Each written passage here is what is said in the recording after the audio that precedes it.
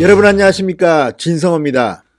조국 전 장관의 부인 정경심 씨와 관련돼서 불리한 정황들이 속속 드러나고 있습니다.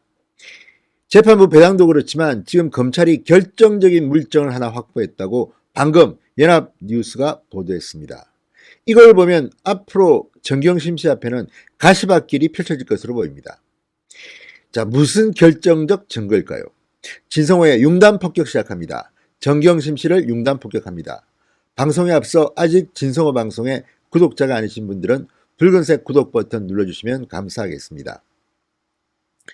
자, 정경심 씨를 수사하고 있는 서울중앙지검 반부패수사 2부. 다른 건 모르지만 정경심 씨에 대해서는 확실하게 반박을 하고 있습니다.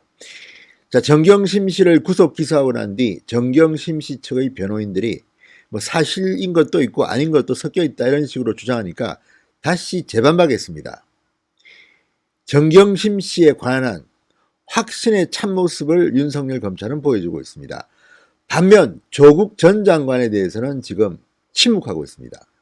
아마 이번 주 중 소환하는 것이 분명해 보입니다만 검찰은 어쨌든 조국 전 장관은 언급을 하지 않고 있습니다. 왜일까요? 전략적 선택인 것으로 보입니다. 정경심 씨의 물증이 워낙 명확하기 때문에 정경심 씨는 지금 곤혹스러워하고 있습니다.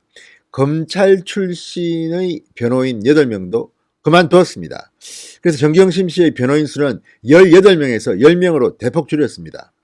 검찰 출신의 변호인들은 이제 자신의 역할이 다 끝났다. 검찰 수사는 끝났고 이제 재판부로 넘겨졌기 때문에 우리 역할은 끝났다고 그만둔 것으로 보입니다만 그 이면에는 아니 정경심 씨가 돈이 아무리 많아도 그렇지 18명이나 되는 변호사를 둔단 말이야. 이런 세간의 비판을 의식한 것 같습니다. 전직 대통령보다도 많고 이재용 부회장보다도 많은 변호인단에 대해서 부담스러웠는지 8명이 전격 사임했습니다. 정경심 씨의 검사 출신 변호인들은 그러나 그렇게 큰 역할을 한 것 같지는 않습니다. 고작해야 계속 수사 조사 중단을 요청하고 불출석하고 이런 작전을 짰는데 이것이 결국은 좋은 쪽이 아니라 나쁜 쪽으로 검찰을 자극했을 수도 있습니다. 검찰이 확보한 결정적인 물증은 바로 이런 것입니다. 놀랍게도 검찰이 지금 정경심 씨가 남의 계좌를 빌려서 주식 거래를 할 때 사용한 컴퓨터 IP, 인터넷 주소 전부 다 확보했다고 합니다. 이건 상당히 중요합니다. 정경심 씨가 2017년 7월 4일부터 올해 9월 30일까지 차명 거래를 하면서 접속한 IP와 관련 문자 메시지 내역 이런 것들을 모두 확보한 것으로 알렸다고 방금 연합뉴스가 보도했습니다. 이게 사실이라면 정경심 씨는 이제 사모펀드 관련해서는 상당히 불리한, 그러니까 끝장났다고 봐도 과언이 아닐 겁니다. 무슨 말이냐면요, 지금 정경심 씨는 이 차명 계좌 6개를 사용했습니다. 남동생, 단골 미용실의 헤어 디자이너, 그리고 페이스북 지인 등 이 3명의 계좌 6개, 남의 계좌로 주식 거래나 선물 거래를 한 것으로 검찰은 보고 있는데 이 거래를 할 때 컴퓨터는 정경심 씨가 IP 같은 것들이 드러났다는 겁니다. 그러니까 이름은 미용실 헤어 디자이너, 페이스북 지인, 남동생이지만 실제 이 거래를 한 사람이 정경심이라는 결정적 물증이 드러난 겁니다. 여기에 문자 메시지 내역까지도 확보했다고 합니다.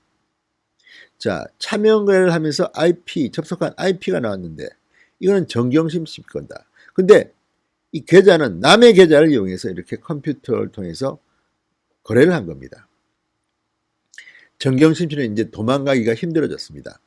또 하나, 이 시점이 중요합니다. 2017년 7월 4일부터 2년여 동안 했습니다. 그런데 이 당시 조국의 신분은 청와대 민정수석이었고 법무부 장관 후보자, 법무부 장관 이런 정도입니다. 그러니까 실질적으로 공직자의 백지신탁 의무와 직접투자 금지를 규정한 공직자윤리법을 어긴 게 분명한 겁니다. 그러니까 공직자의 배우자는 이렇게 직접 투자를 하면 안 됩니다. 정경심 씨가 딱 걸려든 겁니다. 자, 그리고 또 하나, 이 정경심 씨는 이번에 드러난 게 주식도 주식이지만 선물 옵션, ETF 등에 차명 투자를 했다고 합니다. 그러니까 상당히 내부자 기밀, 정보 같은 것들을 알았지 않냐 이런 의문도 가질 수 있는 겁니다. 그러니까 일단 정경심은 금융실명법 위반은 확실하게 되어 있고요. 이것 말고도 공직자율법을 위반했다는 겁니다. 또한 조국 전 장관의 계좌에서 5천만 원이 빠져나간 시점이 바로 WFM의 주식 12만 주를 6억 원에 샀을 때입니다. 그런데 문제는 이 주식을 판 사람이 누구냐? 우모 대표입니다. 이 우모 씨는 2차 전지 사업에 투자를 합니다. 그렇다면 이것은 국책 사업입니다. 국책 사업에 대한 정보를 과연 조국 전 장관이 알려줬을까요? 이런 것들을 증명한다면 이것은 뇌물이 될 수가 있습니다. 이미 검찰 조사에서 정경심 씨는 차명계좌 등을 통해서 2억 8천만 원 상당의 이득을 본 것으로 드러나 있습니다. 그렇다면 이 시점에 이걸 넘긴 사람, 바로 우모 전 WFM 대표가 국책 사업을 하면서 이렇게 돈을 사실상 이익을 얻겠다. 그러면 이것은 뇌물이 될 수 있는 겁니다. 제3자 뇌물이 될 수도 있고 직접 뇌물도 될 수 있습니다. 부인이 그 이득을 받고 결국은 남편인 조국 전 장관도 재산이 늘어난 겁니다. 이런 것들을 검찰이 지금 단서를 잡은 겁니다. 자, 조국 전 장관이 이를 알았다는 것을 증명하는 것이 지금 윤석열 검찰의 숙제입니다. 자, 지금 문자 메시지나 이런 것들도 나와 있고 또 조국 전 장관의 컴퓨터에서 조국 전 장관의 핸드폰 문자 메시지도 다량 발견했다는 것이 검찰의 설명이라고 합니다. 그렇다면 정경심 씨는 아무튼 이번 재판에서는 상당히 불리할 겁니다. 아까도 제가 말씀드렸지만 정경심 씨의 사모펀드 관련 재판을 맡은 곳은 서울중앙지법 형사 25부입니다. 그리고 이 경우 신속하게 그리고 그 기일 날짜의 사이를 좁힙니다. 중요 사건이기 때문입니다. 박근혜 전 대통령, 양승태 전 대법관과 같은 그런 사건으로 지금 분류해서 빨리빨리 진행할 겁니다. 그리고 또 하나, 이 형사합의 25부가 그동안 주로 경제 관련 사건을 담당했다는 것도 주목됩니다. 노건 C&I, 큐브스의 정모 전 대표 사건, 아까 말씀드렸죠. 이것은 조국 전 장관과 관련된 WFM과도 연결된 회사입니다. 그렇기 때문에 이 정모 씨 사건을 비롯해서 수백억 원대의 세금 포탈 혐의를 받은 담배회사 BAT 코리아 사건, LG그룹의 사주 일가 100억대 탈세 의혹 등을 맡았던 재판부가 바로 서울중앙지법 형사 25부입니다.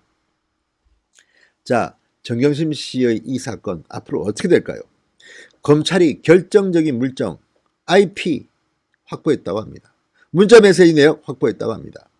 이제 정경심 씨가 차명 계좌를 이용해서 이렇게 주식 선물 거래를 한 것은 드러났습니다. 몇 년형을 검찰이 구형할지도 의문입니다. 이 정도면 상당히 중형이 될 것 같습니다. 최순실 씨의 보검과는 그런 중형을 때릴 텐데 조국 전 장관이 어떻게 견디는지 지켜보겠습니다. 신성호의 융단 폭격이었습니다. 여러분